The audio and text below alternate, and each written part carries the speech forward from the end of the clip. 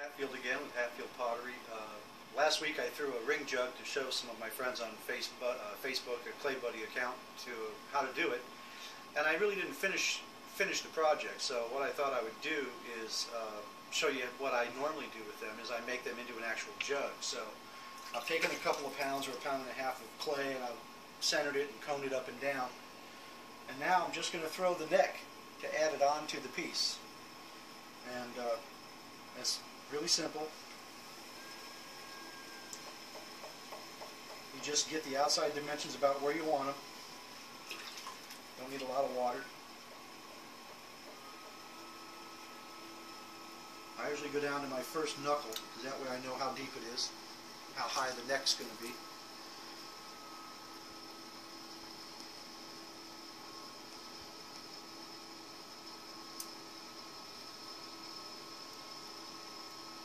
Work it in so I get the shape I want for this type of neck.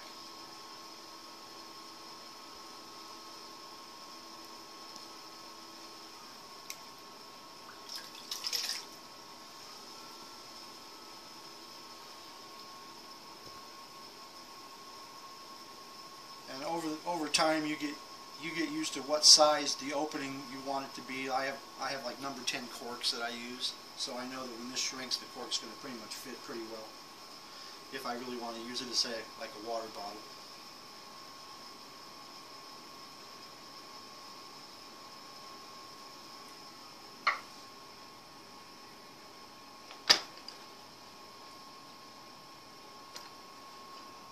Find my needle tool here in my mess.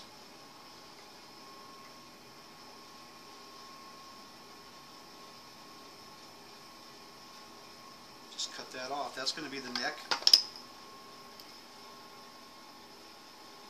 I just flare that bottom part out.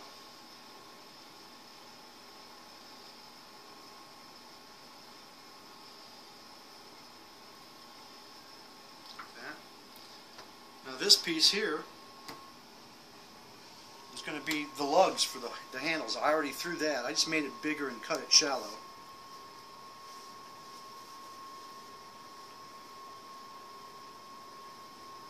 And here's the ring. After I cut it off and trimmed it up into a nice ring. This is the front. I chattered the front.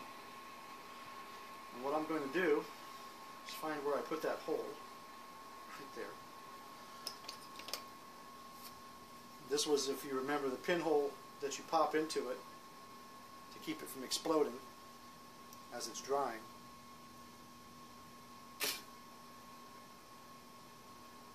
And this is going to go right about like that. Okay, I'm back. What I've done now is open up the hole to accept whatever liquid you pour down in there. Now I'm just going to score around the hole. This is kind of like hard cheese. It's been under plastic for a day or so, so it's pretty firm.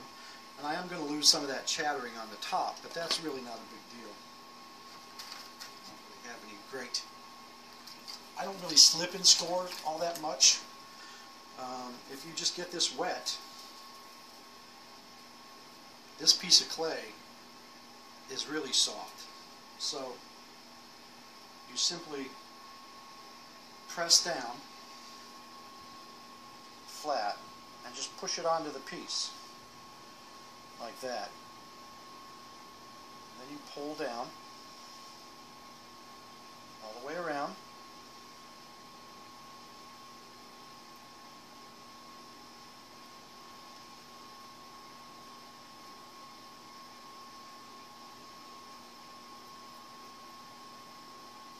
And then you just kind of make sure your hole is good and round on the outside, or on the inside, excuse me.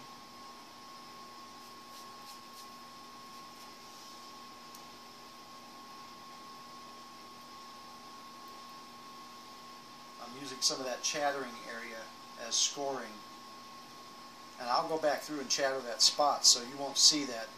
They won't be all ugly. There's some finishing work that obviously you can figure out how to do yourself.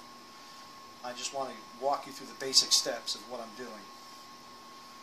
Everything else is, there isn't a right way or a wrong way if the finished product is the way you want it. You know, if it takes you 6 steps less than me or 5 steps more than me, it doesn't really matter. It's all more about confidence level and what you've done. So now you've got your basic ring jug. And of course, remember, everything's going to shrink. Sometimes the more you mess with it, that's another secret of pottery, is when to leave something alone. So now I can take this piece, I guess I'll just set it there for the moment. And these are the lugs for the handles.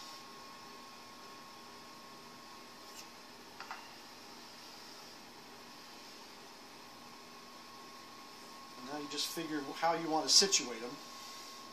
If you want them up high, which looks kind of like ears, you know, some people like that, or you want them a little more laid out, or if that's too broad, you just come back and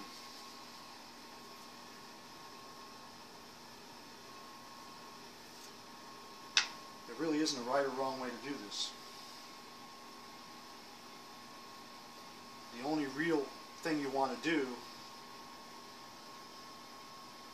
is make sure that both sides are the same length.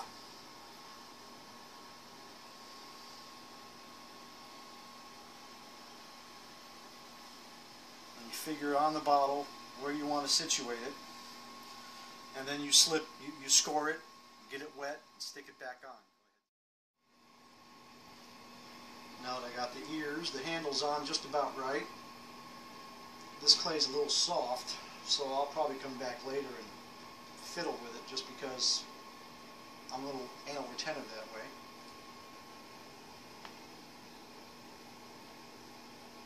But that's the finished product for a ring jug. Now I'll bisque it after a proper amount of drying time, and then I'll probably glaze it with a nice celadon or something like that. Hopefully I'll have some new projects for you in the future.